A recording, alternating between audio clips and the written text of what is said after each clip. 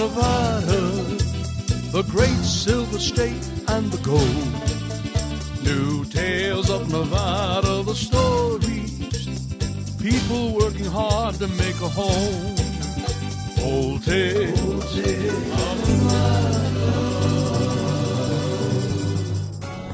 Hello, everybody. Welcome to Old Tales of Nevada, past and present. As you can see, we're not in our normal location. We're out on location.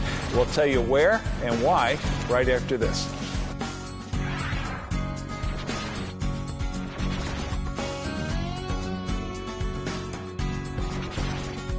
Hi, I'm Hugh Roy Marshall from the Marshall Mint, Virginia City and Reno, Nevada.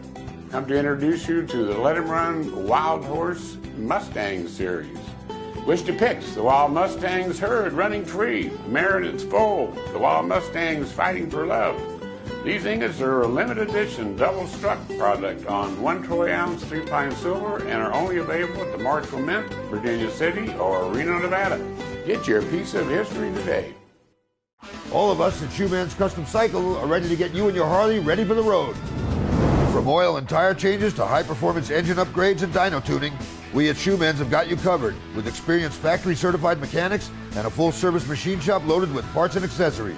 Shoeman's Custom Cycle has been serving Northern Nevada since 1988. So ride on down to Shoeman's Custom Cycle at 275 East 4th Street in downtown Reno. Shoeman's Custom Cycle, we're the biker's bike shop.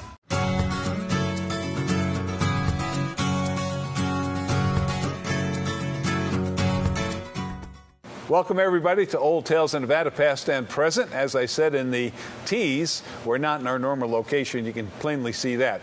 But where we're at is the Nevada State Railroad Museum, located in Carson City, right off of Fairview Drive and 395, I guess, right? Carson Street, 395. Carson's. All right. Oh, okay. Hold on. Oh, your ticket, please. All right. You got your ticket there, Wendell? Oh, okay. I'm sorry, that's invalid, sir. Oh, okay. You have to go to the box office and pay for that. Thank you, sir. All right. Thank you. Okay. Have you noticed this hat? Yes. Isn't that a great hat? It's a beautiful hat. You're dressed in your finery today, by the way, Larry? Absolutely. Yeah. So is this your part-time job, by the way? I'm hoping to get a part-time job in the summertime, maybe, when the museum is open and you need a conductor. All right. I also play the banjo, and what other instrument would a conductor play except the banjo? The banjo, right. Yeah. So we'll look forward to some musical interludes as we go through our program today. Of course. All right. Well, thanks. Go about your whatever you do. All right. That was Larry Elliott. And with me, my special guest today here at the museum is Wendell Huffman, and he is the curator of history here at the museum. And we want to welcome you to our show. Thank you very much. We've been waiting a long time to get here to the museum. Well, it's been here for a while, so we're glad you showed up. Yeah. The show has had information about some of your specimens here in the museum, but we've never had the opportunity to actually come down here to this site. Now, what building? What are we in here? Well, this isn't the display area. This is something. This is what we call the restoration shop. Okay. This is where we make the parts that you can't buy nowadays. Oh, you actually have to manufacture. Yeah. Wow, amazing. Well, Wendell, how long have you been here now? I've been here since 2005. 2005. I originally came to Nevada as a librarian. I worked at the Carson City Library for about 15 years. Super. As the reference librarian. Okay. I grew up over the hill in Sacramento, so I've had a long interest in the Transcontinental Railroad, the Central Pacific. Mm-hmm. The Virginia and Truckee is a railroad that rail fans have paid attention to really since the 1930s. That's sort of when it went on the map. Yeah, tremendous interest, right? So much of the Virginia and Truckee Railroad ended up in Hollywood. If you ever saw the Great Locomotive Chase, even though that was filmed back in Georgia, one of the locomotives was the Inyo, a V&T locomotive that was taken back there for the film. Yeah. So that's where so many people in our generation were introduced to the railroad. Mm-hmm. And so it's sort of fun to move here. Yeah. And very fun to actually get a job here. Yeah. Amazing stuff. Well, we You know, our show, as you, Roy, if he was here, he's not here today, would always say that we do this show. Our mission is to bring history alive to the folks here in northern Nevada, because if they have a good understanding about the V&T Railroad, for example, and what happened up on the Comstock and down in Reno, northern Nevada, they will have pride in living in this area. And if we have pride in where we live, most of the time you'll take better care of your fellow man, better care of your property, and it just makes for a nice community if we know our roots, you might say. You know, there's only two things that make one place on Earth different from another. One is the climate, and the other is the culture. Right. What happened in that place, the story of that place, and the story of the people that still live there. Culture is a living thing, so exactly. we still live it. Yeah, we call it past, present, and future on Old Tales in Nevada. But we're so pleased to be here. And we're sitting in the restoration area, and we're sitting around pieces of equipment that have been there since the 1800s. That's correct. Yeah. The car behind us was built in 1868. This locomotive beside us was in 1905. Wow. That's amazing. There's a lot of history in those pieces. A lot of history in those places. And when you get this equipment from wherever you get it from, it doesn't look near as what it looks like today. Well, that's one of the unique things about the car behind us, is we're going to leave that looking pretty much the way it looks. Yeah.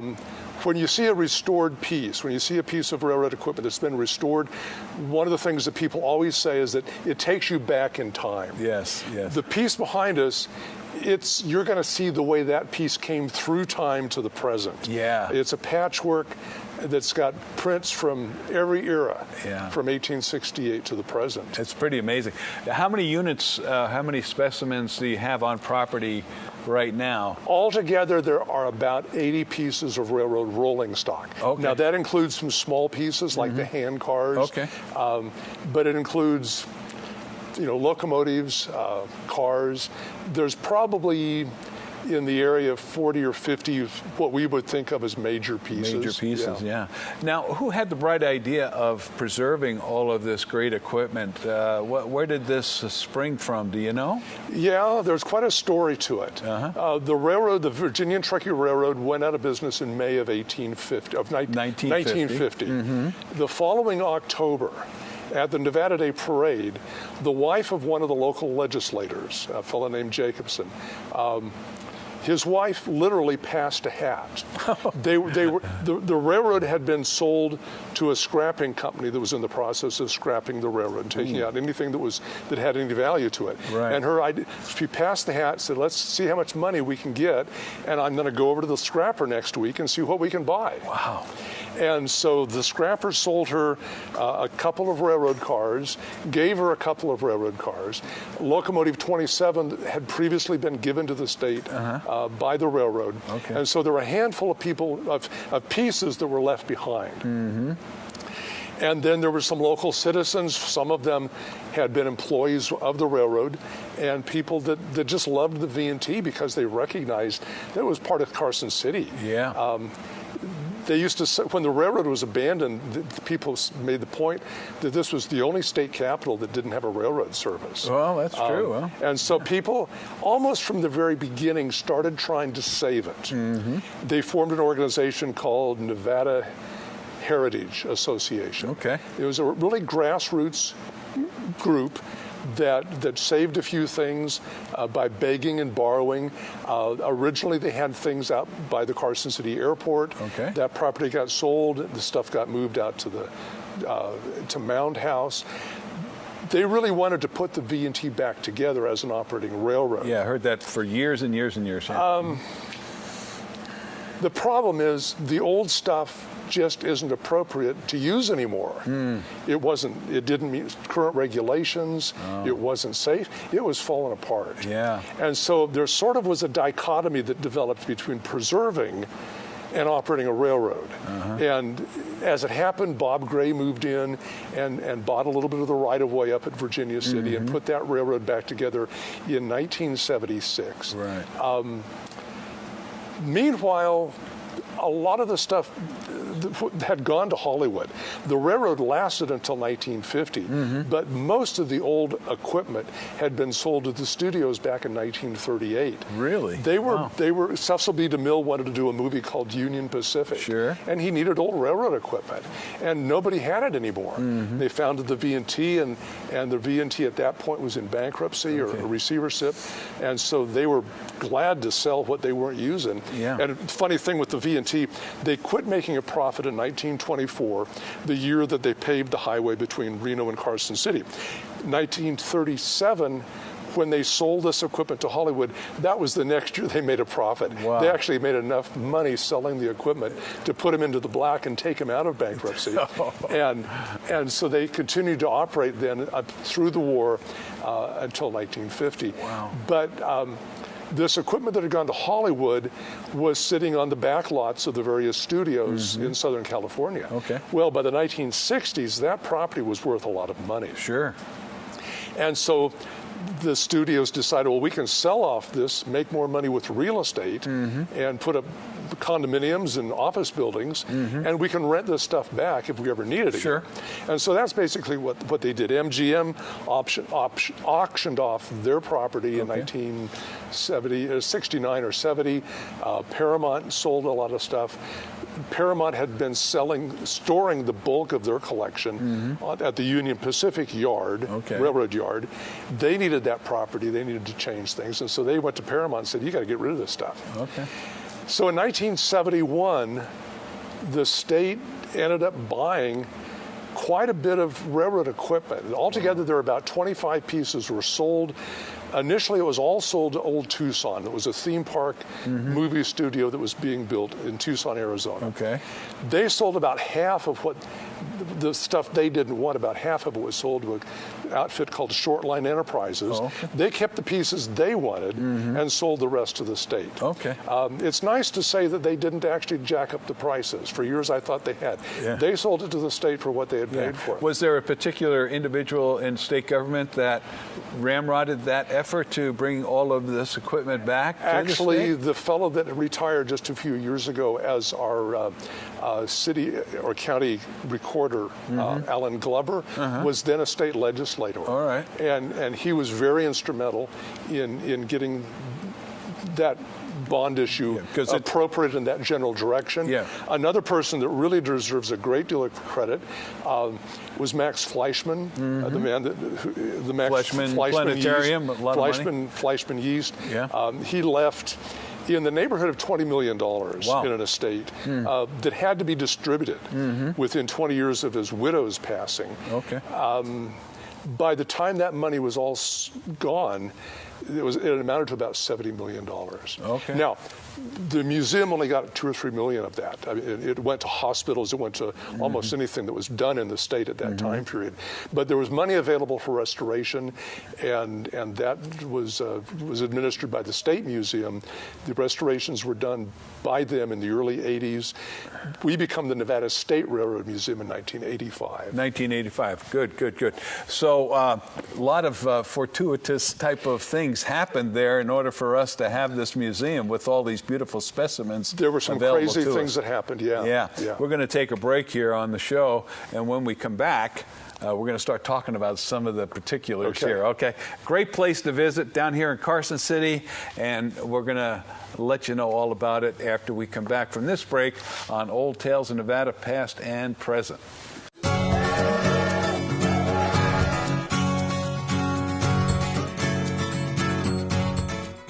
Buy Nevada First Gift Shop and Visitor Center at the Reno Town Mall is the place to buy local Nevada-owned products. There is over 4,000 square feet of unique items to choose from. Art, jewelry, books, music, inventions, clothing, candy, pottery, toys, even Nevada-made wine and more. Why, you can even purchase a gift basket full of Nevada-owned products. Buy Nevada First Gift Shop located at the Reno Town Mall, 4001 Virginia Street in Reno. Buy local first.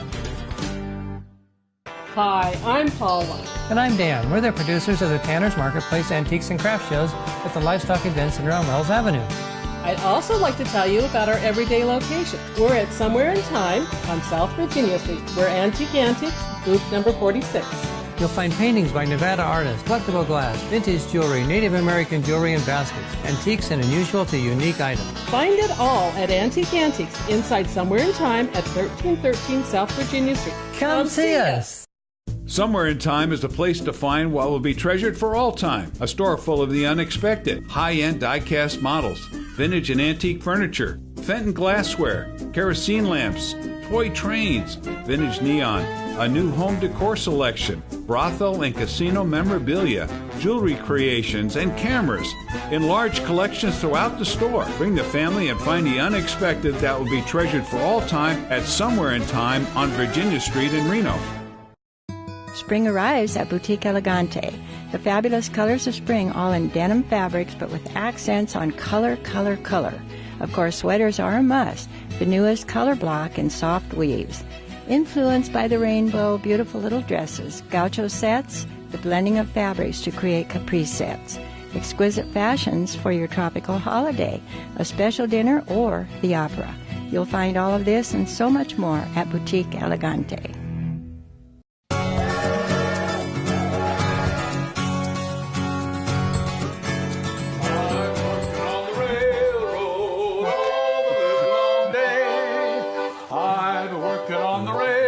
Sing, you Irishman, just to pass the time away. Can't you hear the whistle blow? Rise up so early in the morn. Oh, I hear the whistle blowing. I'll see you later. Okay, thank you. Thank you. I'm glad that whistle started blowing, aren't you, Wendell? All right. We're here, Old Tales of Nevada, past and present, at the Nevada Railroad Museum located in Carson City, and our special guest today is Wendell Huffman, who is the curator of history here at the museum. Boy, you have to have a wealth of knowledge to work here and to be the historian, because so many things around us have such a history, you know. It's amazing. That's the trouble with history. Yeah. It's just one damn thing after another. I know. It's one story after another, isn't it? And that's what we focus on with our show, is the story, you know. Yeah. And people love it because we spend some time getting into some of the details. I want to talk about some of the particular specimens that we have. We know we have some of the V&T locomotives, like the one we're standing next to here is number 25. Right. It didn't have a special name, number 25, but just give us a little brief history of that. The Virginia and Truckee Railroad bought a lot of equipment in the 1870s. The Comstock was going great guns. The end of the 1870s, it began to fade out a little bit. The last dividend was paid in 1880.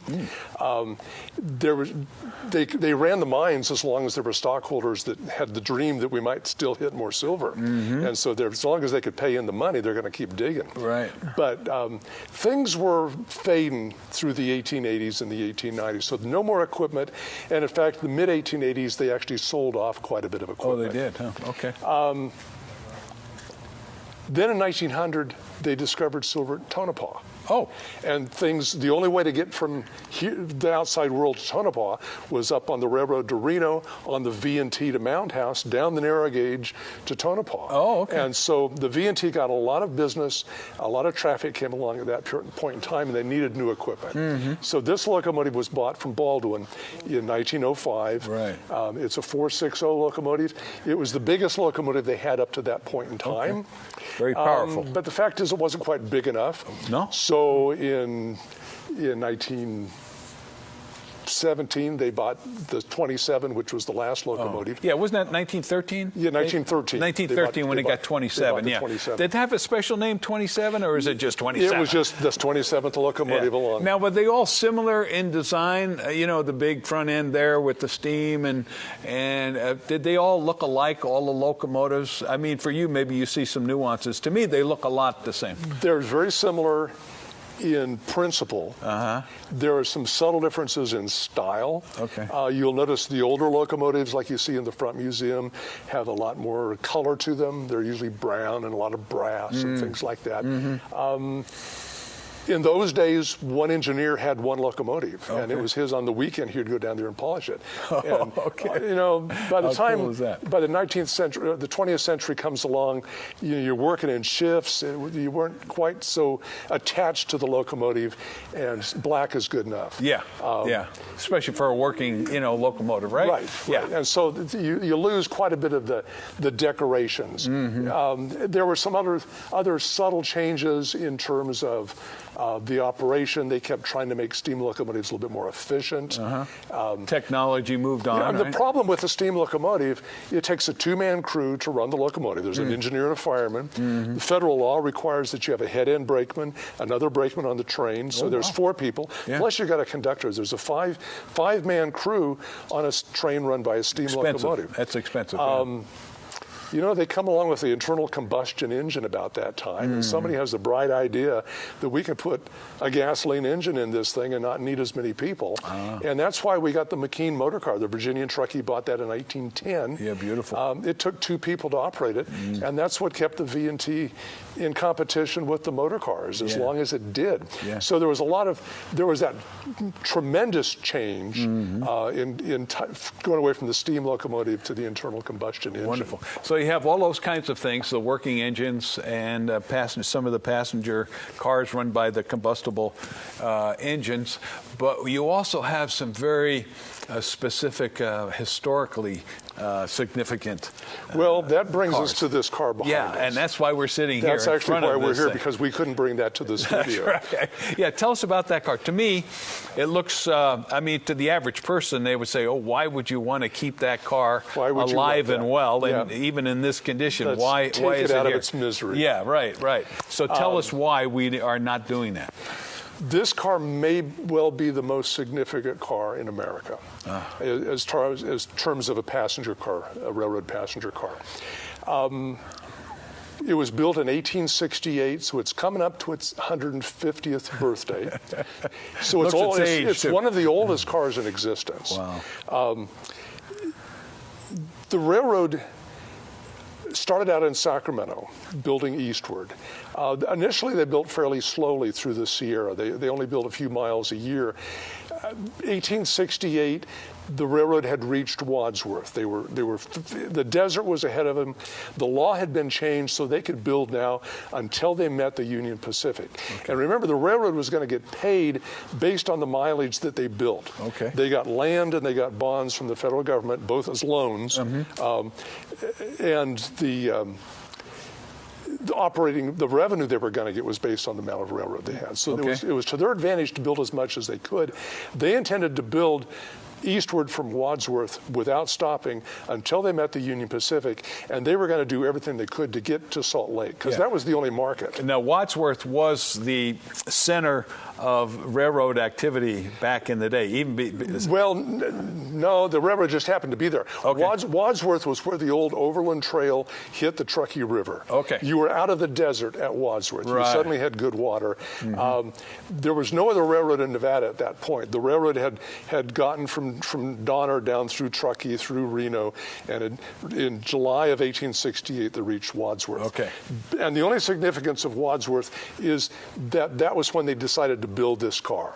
If we're going to build railroad without stopping, we need a place for the government inspectors to travel and to spend the night. Because there's no hotels east of here. So this was built in Wadsworth? This was built in Sacramento to run on the railroad.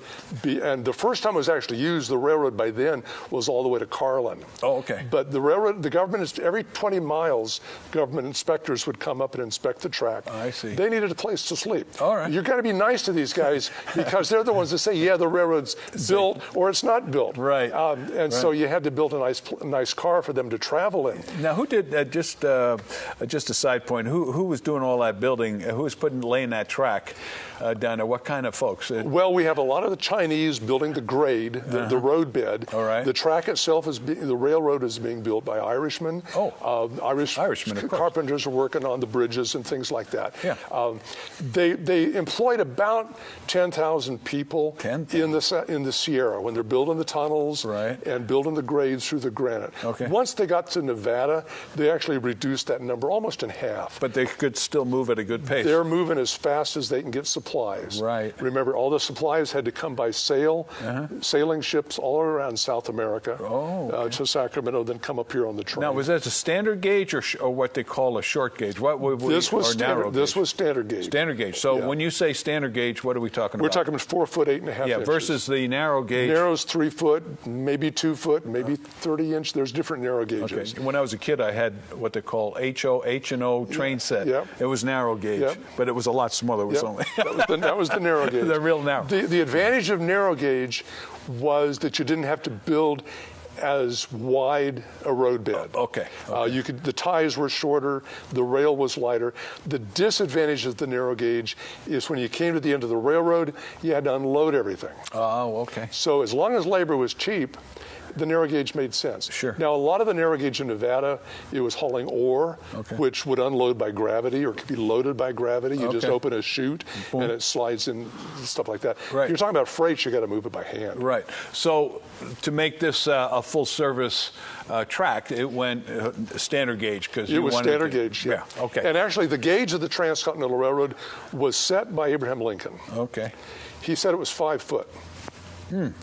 But the guys that had the railroads back in New England and in the northern United States at the time said, no, our railroads are 4 foot 8.5. So we're going to change the law. So Lincoln got overruled on that. He did, huh? So that's why it's 4 foot 8.5. That's a strange diameter. I mean, a strange. It's an odd dimension. Width, yeah. Yeah. There's different stories on how that happened. How did that happen? We don't have time to get into all that. It's not. So anyway, here we have the car. So this car, Charlie Crocker wanted this to be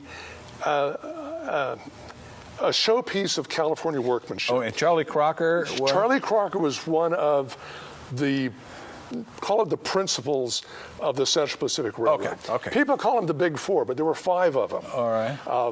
One of them died shortly after that, and people forgot about Ed Crocker. But Charlie was the guy with the ego. He wanted to ride a special car back to Indiana, where he had grown up when that railroad was completed. Okay. And so he knew the commissioners were going to use this, but he knew once the railroad was complete, this was going to be his private car. Okay. And that's what happened. Okay, so this car was configured. It wasn't necessarily a passenger car. I mean, it was a passenger car, but it wasn't your typical, commuter car. It was a pretty affluent car. You had a separate parlor. You had a dining room. You had a kitchen. You had a crew member that could cook, you hope. Yeah. It had indoor plumbing of sorts. Plumbing. It didn't have water flush, but it worked. And it had a big bedroom with a couple beds in there. Yeah. And it would accommodate probably a dozen people reasonably comfortably. Okay. And people would sleep on the sofas at night, stuff like that. There is one story. The commissioners were going out to inspect, and there was a reporter went along. And all the commissioners, except for one, were in the parlor playing cards in the middle of the night. And he said, why aren't you guys in bed? He said, well, John Bigler, who was the other inspector and a former governor, he was in there snoring. He was snoring so loud they were hiding in the parlor. Okay, let's take a break here, and we'll come back. Okay. And we'll get the rest of the story here on our railroad car behind us. So back with more after this on Old Tales of Nevada, past and present.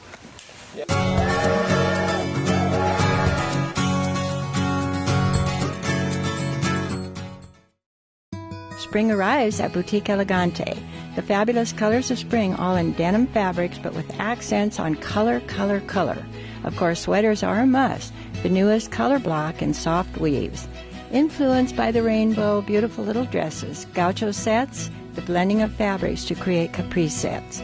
Exquisite fashions for your tropical holiday, a special dinner, or the opera. You'll find all of this and so much more at Boutique Elegante. Hi, I'm Chris from Past Time at Somewhere in Time. Are you looking for that one-of-a-kind gift that you can't find in the big department store? I have something for all occasions. Got stuff? Need to know whether or not it has value or how to sell it? We can help with that too. Come and see me Tuesday or Wednesday at Pastime in Somewhere in Time at 1313 South Virginia Street in Reno. Just ask for Chris. Deluxe Travel, locally owned and operating since 1991, is the home for travel to Mexico and Central and South America. The crew at Deluxe Travel is bilingual, trustworthy, thorough, and caring. They will do everything possible to make your dream vacation the best it can be. Now is the time to book for winter travel, so stop by the office at 100 California Avenue or call 686-7000. You can also check us out on our website at deluxetravelLTD.com. At Deluxe Travel, we sell dreams. Come in and plan yours. Hi, I'm Paula. And I'm Dan. We're the producers of the Tanner's Marketplace Antiques and Craft Shows at the Livestock Event Center on Wells Avenue. I'd also like to tell you about our everyday location. We're at Somewhere in Time on South Virginia Street. We're Antique Antiques, booth number 46. You'll find paintings by Nevada artists, collectible glass, vintage jewelry, Native American jewelry and baskets, antiques and unusual to unique items. Find it all at Antique Antiques inside Somewhere in Time at 1313 South Virginia Street. Come see us. Hi, I'm Hugh Roy Marshall from the Marshall Men, Virginia City and Reno, Nevada. Come to introduce you to the Let 'em Run Wild Horse Mustang Series. Which depicts the Wild Mustangs herd running free, the mare in its foal, the Wild Mustangs fighting for love. These ingots are a limited edition double-struck product on 1 troy ounce 3-pine silver and are only available at the Marshall Mint, Virginia City or Reno, Nevada. Get your piece of history today.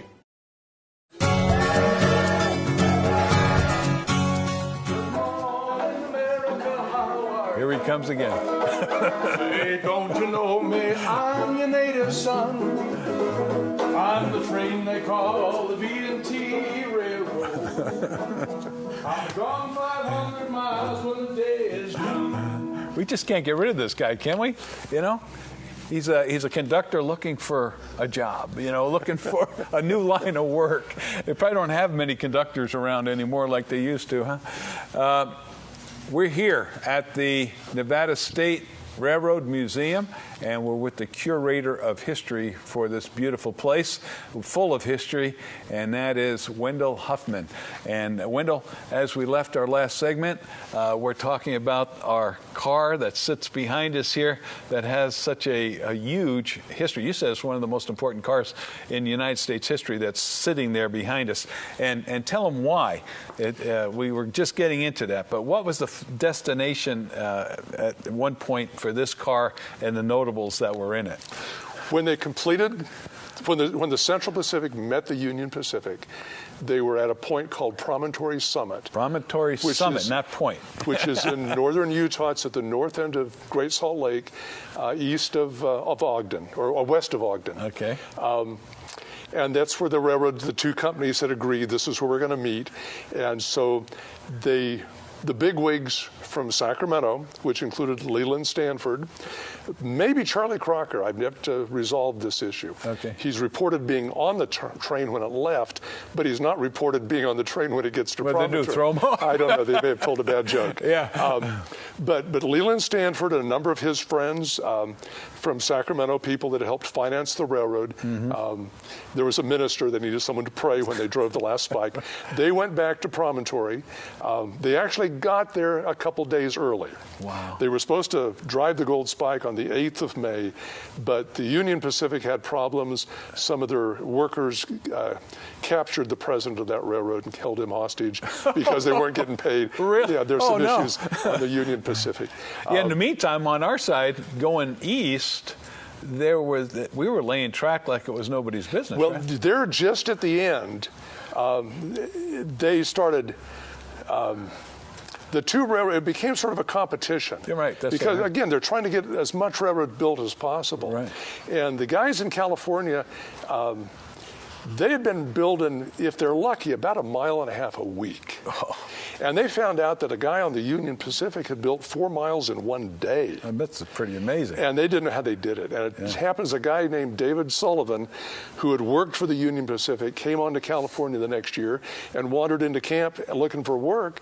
And they started asking him questions. So, I know how they did it. Yeah. And he showed the Central Pacific how they do it.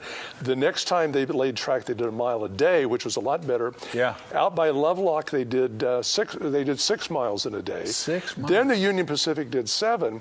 Charlie Crocker says, I'm going to beat that, but I'm going to wait until there's only 15 miles of track between us, and then I'm going to do 10.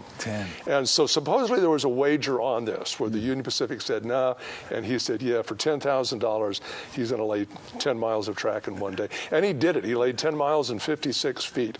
Wow. Now, the trick was having everything lined up. You had to have all your supplies on hand.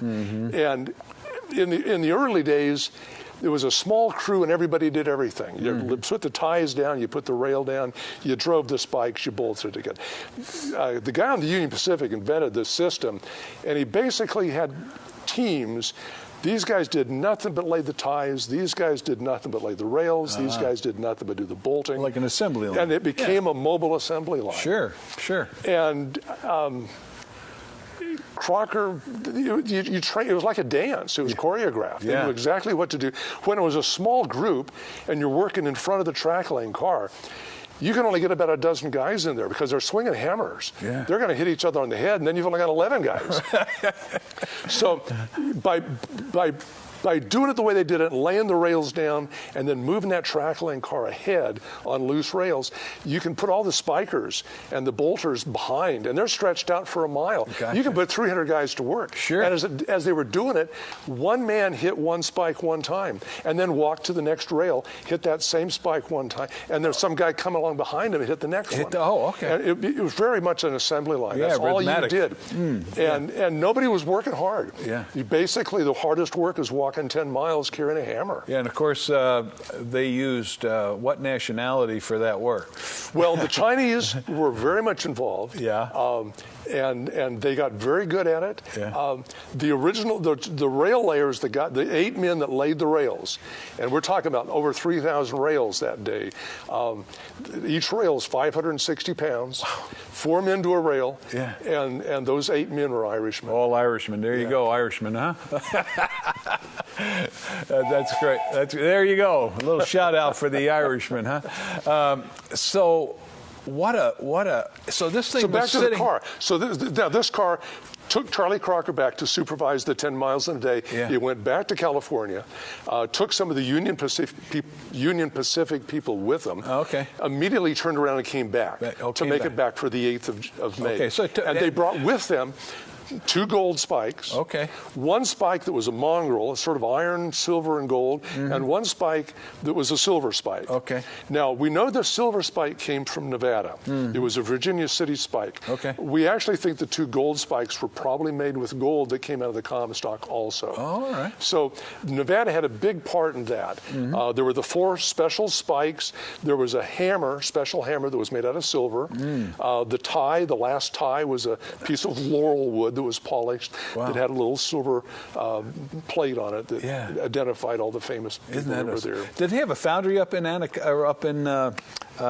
Virginia City that fashioned the actual The spike spikes? was actually forged. Forged. Now, how they did that, I don't know. I mean, it was taken. Maybe they took a piece of a bar of pure silver and hammered it into Hammered shape. it down. The story is something like 100 different miners struck it with a hammer. Up there. And up in Virginia City. It wasn't totally finished. They ran it up to Reno as the train came through and handed it to Stanford, and he took it on. They used it for the ceremony. They didn't actually drive those spikes into the ties. Gold and silver is fairly soft, unlike an iron spike.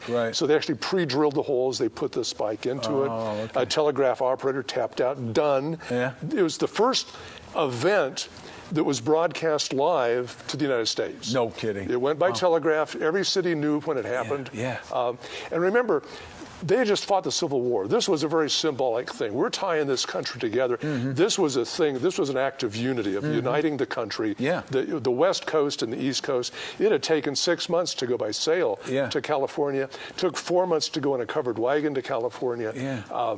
You could do it now in 7 days. 7 days from East Coast to West Coast. That's pretty amazing. Now, did they use the V&T locomotives to haul that car over there? The V&T wasn't built until the following year. Oh, okay.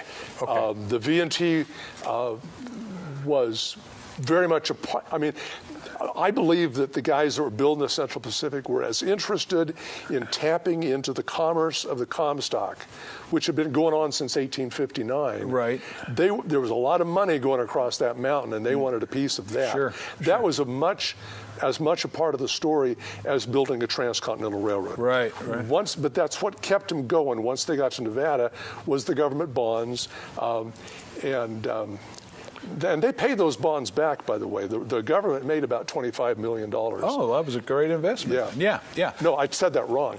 The bonds were $25 million. The government made about $250 million. Wow. Because the railroad had to pay all the interest. All the interest on top of that, wow. So here's the car. Where did it wind up? Did it get preserved because of its trek over to the Golden Spike, or To tell you the truth, that car was obsolete within 5 years. It was, okay. Charlie Crocker retired. The railroad didn't want it. They sold it to an attorney that wanted a private car. Oh, okay.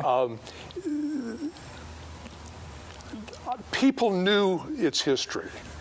It came to the Virginian Truckee in 1875, so it was 6-7 years old at that point in time, and it's in the newspapers. This is the car that Charlie Crocker used. They knew it was Charlie Crocker's car. Right. This was the car that carried the Gold Spike. Wow. Now, how much of that story got handed down, I don't know. Yeah. In 1879, the Virginian Truckee Railroad, they needed a coach. They didn't need this private car that was old, obsolete. It was short. By then, William Sharon had used it for about 5 years as his private car. Senator Sharon. He used it several times going back to the East Coast. John Mackey took his family in that back to the Centennial in Philadelphia in 1876. What a history. Which there's an ironic footnote to that, but that goes back to the Centennial in 1876. Finally, in 1879, it gets turned into a common coach.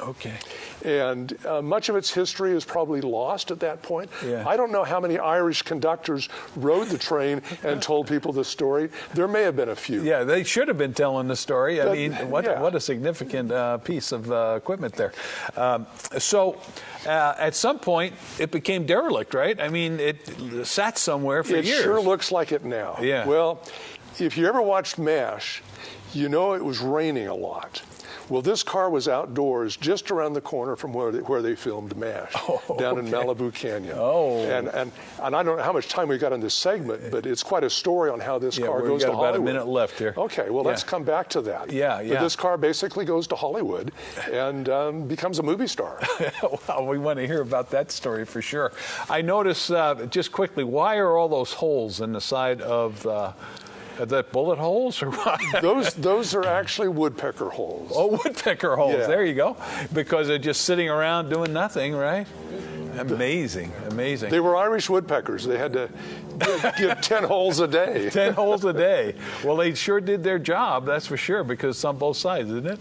Yeah. Every corner. Yeah, pretty amazing. Now, I want to hear about Hollywood, and then how we got it, and what we're doing with this thing, okay? We'll do it. So more to come here on Old Tales of Nevada, past and present. We're sitting here at the Nevada State Railroad Museum, and every place you look, there's just history abounds. So make sure you come down and view it yourself with your family, and we'll be back with more Old Tales of Nevada, past and present, right after this.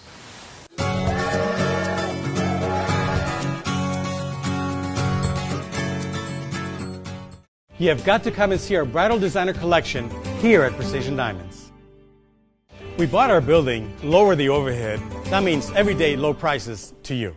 Buy Nevada First Gift Shop and Visitor Center at the Reno Town Mall is the place to buy local Nevada-owned products. There is over 4,000 square feet of unique items to choose from. Art, jewelry, books, music, inventions, clothing, candy, pottery, toys, even Nevada-made wine and more. Why, you can even purchase a gift basket full of Nevada-owned products. Buy Nevada First Gift Shop, located at the Reno Town Mall, 4001 Virginia Street in Reno. Buy local first. Somewhere in Time is a place to find what will be treasured for all time. A store full of the unexpected. High-end die-cast models, vintage and antique furniture, Fenton glassware, kerosene lamps, toy trains, vintage neon, a new home decor selection, brothel and casino memorabilia, jewelry creations, and cameras in large collections throughout the store. Bring the family and find the unexpected that will be treasured for all time at Somewhere in Time on Virginia Street in Reno. All of us at Shoeman's Custom Cycle are ready to get you and your Harley ready for the road. From oil and tire changes to high-performance engine upgrades and dyno tuning, we at Shoeman's have got you covered with experienced factory-certified mechanics and a full-service machine shop loaded with parts and accessories. Shoeman's Custom Cycle has been serving Northern Nevada since 1988. So ride on down to Shoeman's Custom Cycle at 275 East 4th Street in downtown Reno.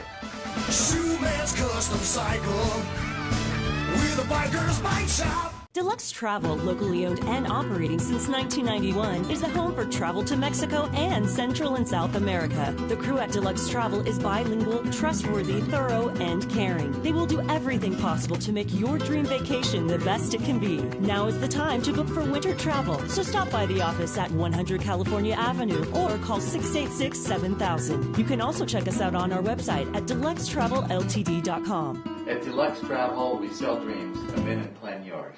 You have got to come and see our bridal designer collection here at Precision Diamonds.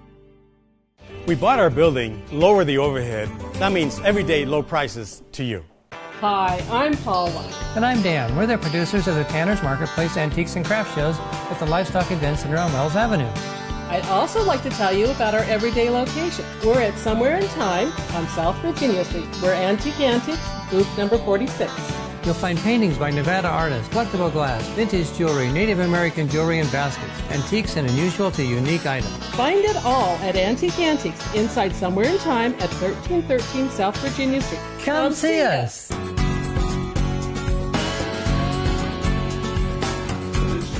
Here he comes again. This train is bound for glory, this train.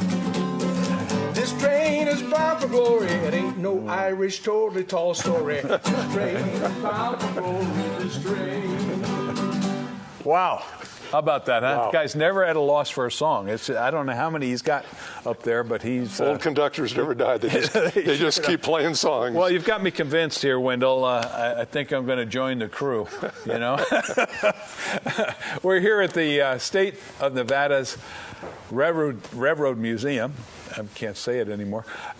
This is the one in the north. There's actually one in the south, too, right? This is the Carson City branch. There's one in Boulder City also. Yeah, so great place to come with the family and learn about history. And I don't want to spend too much time.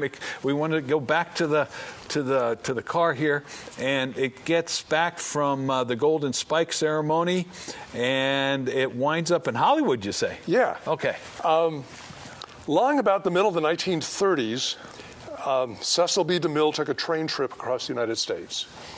And he got to thinking that telling the story of building the Transcontinental Railroad would make a great movie. DeMille loved to tell stories. And one of his themes that he always was working with was that we can do so much with cooperation. Sure. And to him, there was no story better than that than the Transcontinental Railroad. Yeah. Well, by the 1930s, all the old equipment was gone. Railroads, you got to keep modern. You don't just keep artifacts around for the fun of it because you got to pay taxes on them. Yeah, right. And so most of the old stuff had been scrapped. But someone had gotten wind of the Virginia and Truckee Railroad up in Carson City, that they still had some old stuff. Now, during the Comstock years, as I was talking about with Locomotive 25, they had a lot of new equipment. The 1880s, they got rid of most of that. Long about 1900, this comes in 1905, they had to upgrade with new couplers. new air brake systems. There are new regulations that forced a lot of capital investment in the equipment. It was a good time to get rid of some more stuff. Well, at that point in time, the V&T really didn't get rid of it. They shoved it in the back of the shop. Some of it was upgraded. They were still running the trains to Virginia City. That went on until 1924 when they finally paved the highway. And at that point, things really petered out.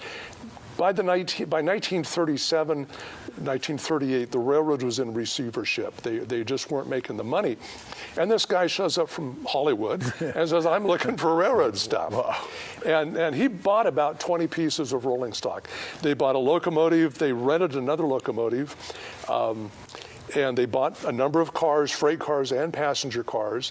They took them immediately up to Sparks, to the Southern Pacific shop, where they were upgraded with new equipment so it could make the trip, and it was all taken back to Utah where they filmed the movie Union Pacific. Including this car? Not this car. For some reason, and I like to think it's because the railroad knew this car was significant. The railroad hung on to this. But that's where most of the V&T collection went. And that was a very fortuitous thing. They finished the movie. All that equipment ends up in Hollywood. And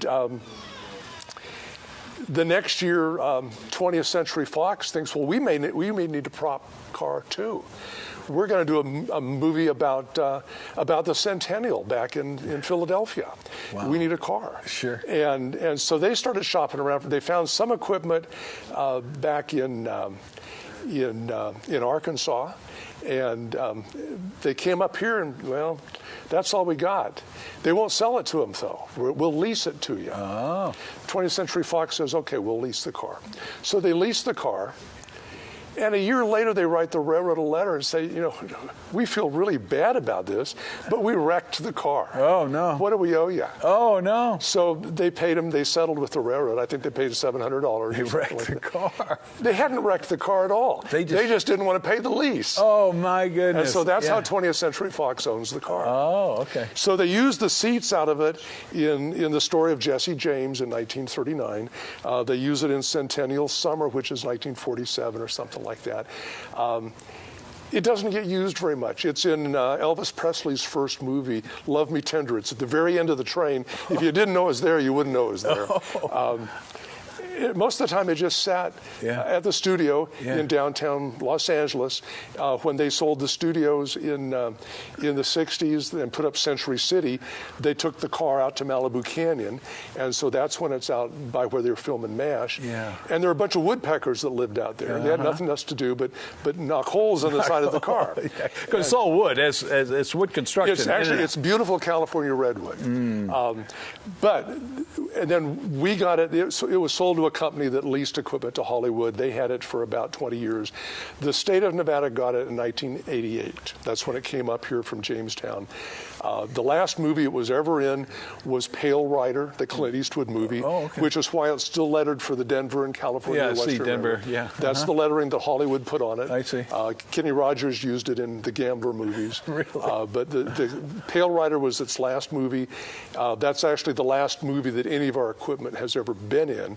A full feature film.